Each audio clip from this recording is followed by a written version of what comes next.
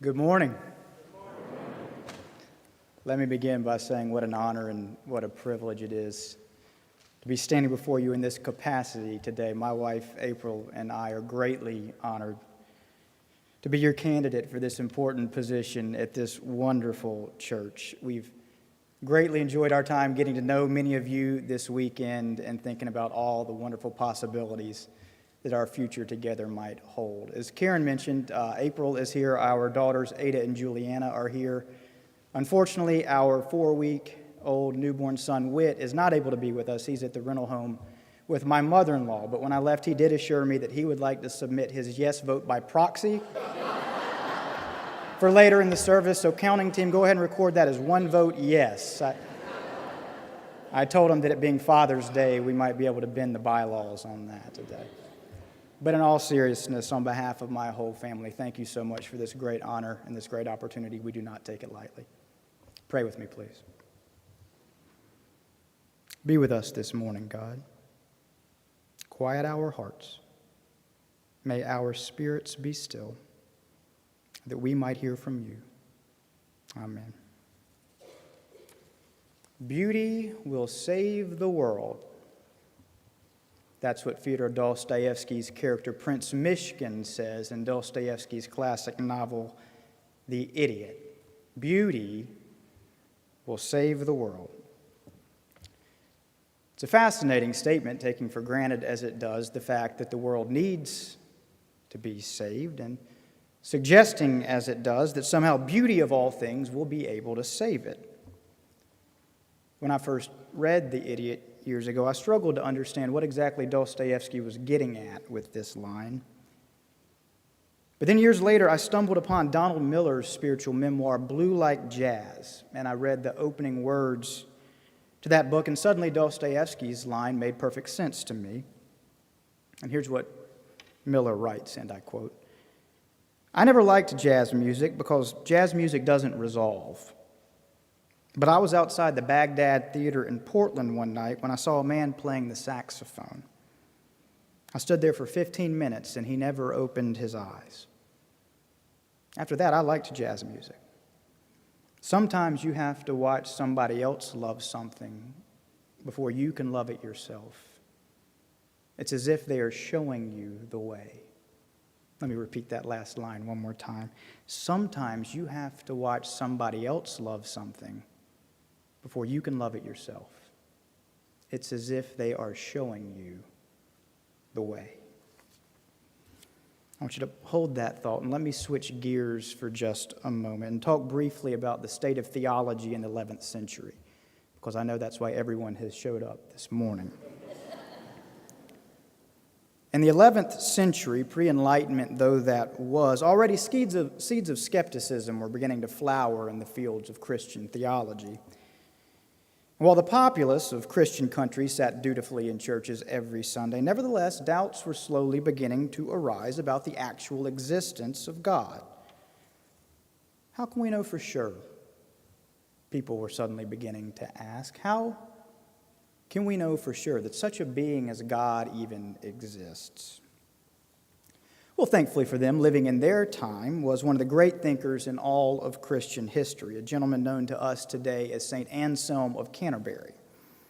Now, Anselm would go on to be vitally influential for numerous reasons in Christian theology, but that's not what's relevant for us this morning. What is relevant for us this morning is how Anselm responded to people's concerns about the existence of God. He responded to their concerns by offering what has come to be called the ontological argument for the existence of God. How's that for a compelling title? Try peppering that one in casual conversation sometime soon. Well, so now much to your no doubt eager desire, I will expound for you that famous argument. It goes like this. Step 1. The idea of God is the idea of a being greater than which none other can be imagined. Stay with me now. I don't want to see your eyes glazing over. Step 2, God exists in the mind as an idea. Step 3, well, a being that exists as both an idea and in reality is no doubt a being greater than one that exists only as an idea. Thus, step 4, if God exists only as an idea, then we'd therefore be able to imagine something that is even greater than our idea of God, culminating in step 5. But we cannot imagine a being greater than our idea of God. Therefore, God exists. And there you have it. The ontological argument for the existence of God. You convinced yet? You all ready to rearrange your lives around Christ yet? I'll come back to Anselm in a moment into this hugely pedantic argument of his. But first, I want us to look at today's gospel lesson that we just heard James read from John chapter 1. In this passage, we see the very beginning of Jesus' ministry, by which I mean we see how it all began, how he attracted his very first followers. The text here says, quote, "When Jesus turned and saw 2 young men following him, he said to them, 'What are you looking for?' And they said to him, 'Rabbi, where are you going?' To which Jesus answered them, 'Come and see.' Come and see." Then later in this same passage, after these 2 have come and seen what it is that Jesus is up to, they now, drawn to him because of what they have seen, now they begin going out and recruiting others to follow as well. And so we see them go first to their friend Philip. And we see them say to Philip, "Philip, come with us, for we've found the one we've all been waiting for, the Messiah. His name is Jesus, and he's from Nazareth."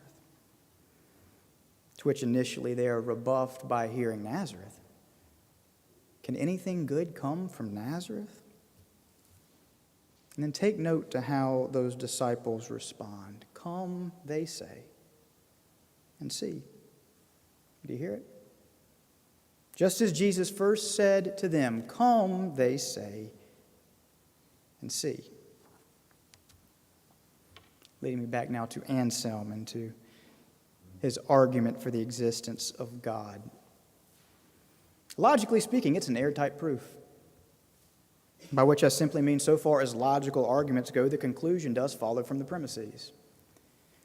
Yet nonetheless, it remains entirely unconvincing. Because how many people fall in love with God? Or how many people first encounter the essence of the divine through the means of an intellectual proof, through something as academic and as sterile as that? And think not that Anselm's proof is the only one out there. Now, there are scores of intellectual proofs, intellectual arguments that purport to prove that God exists and that Jesus is indeed God's fleshly embodiment, and therefore we do well to call him Lord. And some of these are entirely compelling and some of these are not, but all of them are beside the point for us today.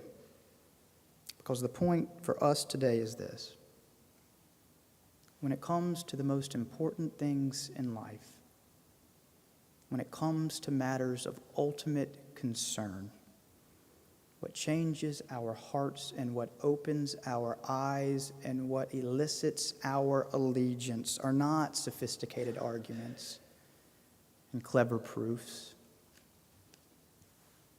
but is instead seeing the truth and the beauty of the thing in practice. Leading us back to John chapter 1. I want you now to notice what Jesus doesn't say when those first 2 disciples approach him and ask him where he's going. Notice he doesn't say, "Well, I'm actually headed north to Cana where I'm going to attend this wedding. And get this, when I get there, I'm going to turn the water into wine. It's going to be amazing." And you say, "I can do that because I'm also God." No, instead, what does he say? He simply says, "Come and see. Come and see." And then once they have seen, once they have had their eyes opened by following him and seeing how superior his way is, they then go and solicit others to come and follow as well. And now notice what they don't say when they are asked why they should follow Jesus. Notice they don't say, "Well, we saw him work this remarkable miracle. You wouldn't believe it." Notice they don't say, "Well, you see, the idea of God is the idea of a being greater than which, blah, blah, blah." No, instead they simply say, come and see. Come and see. And so they do. And then as they do, they too begin to follow. And they too become disciples. Leading us back now to Donald Miller and those beautiful words from Blue Like Jazz. As you'll recall, Miller writes that he'd never liked jazz music, but then one night he was outside the Baghdad Theater in Portland and he watched a man play the saxophone with his eyes closed for 15 minutes. And that after that he liked jazz music. And then here's that important line once more. Sometimes you have to watch someone else love something before you can love it yourself. It's as if they are showing you the way. In other words, it's as if they are saying, come and see. Come and see. Oh, how much more effective Christianity could be in the world if we as Christians really believed this. Oh, how much more beauty we could demonstrate to this broken world if this were the way we as Christians understood the nature of our own discipleship. For just think how many people we could draw to Christ if we were more concerned with living lives that demonstrated beauty and purpose than we were with trying to convince people of God through clever arguments and sophisticated proofs. Just think how many people we could draw to Christ if we were more concerned with letting our service to and our concern for others be the putting of our proof, rather than with leveling arguments where the proof appears to be more important to us than the actual putting. Let me give you an example of what I mean. Earlier this year, one of our members at my church in Kentucky told me he was at the coffee shop when a man came up to him and said, I've been hearing about that winter relief ministry that your church has been doing for the homeless, and, I really like that. And then apparently this man paused and said, I've stayed away from church for about 40 years because it's been my experience that Christians talk a whole lot about Jesus but then spend very little time actually living like him. But I tell you what, he told our member, if what you all are doing with that ministry outside the church is anything like what you all are doing in that sanctuary on Sunday mornings, I believe I might just have to give church another try. And guess what? He did. I not long thereafter heard that man confess Jesus Christ as Lord and baptize him in the name of the Father and of the Son and of the Holy Spirit. You see? It wasn't a sophisticated argument that drew that man back into the church. It wasn't a heated coffee shop debate that our member proved clever enough to win that day. No, instead, for that man, it was simply seeing true discipleship and how it leads one to be in the world. For him, it was simply seeing what Christian belief looks like in practice. For him, it was simply being drawn to the irresistible beauty of living the way of Jesus Christ. Let me draw now to a close by saying this, and thank you again for this opportunity. It is one I cherish, and as I said, it is not something I take lightly. Let me close now by saying this. Something like Anselm's ontological argument will never be as persuasive to someone as seeing the beauty of the Christian faith lived out. No sophisticated argument will ever capture someone's mind and heart the way that seeing gospel truth in action will. No method of persuasion will ever convince as fully as seeing the beauty of Christian discipleship firsthand, which is all simply another way of saying there is no better way to answer the question, does God exist? A question far more relevant and pressing in our own day than ever it was in Anselm's. There is no better way to answer this pressing question than simply to be able to say, come and see. Come and see. Beauty, Dostoevsky writes, will save the world. As I said, that line used to puzzle me. Today, though, it now makes perfect sense. And what's more, today I fully believe it. For I now know that what Dostoevsky meant is the same thing that Jesus himself meant. Dostoevsky meant that if we want to demonstrate to the world that there is another way, a better way, a truer way, a holy way, Dostoevsky meant that if we want to answer the pressing question of how will we turn the world upside down, Dostoevsky meant that the answer cannot be an argument. Instead, Dostoevsky knew that the answer must be Jesus' answer. Dostoevsky knew that the answer for saving the world must be, come and see.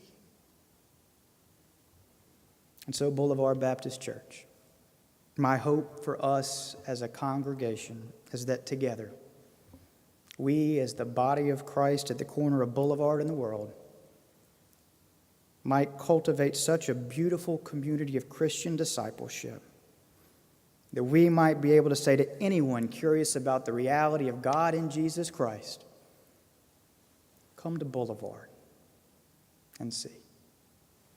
Amen. And now please join in this congregational response. If you would like to join this church or make the momentous decision to follow the way of Jesus, Jack Couch will be here to receive you.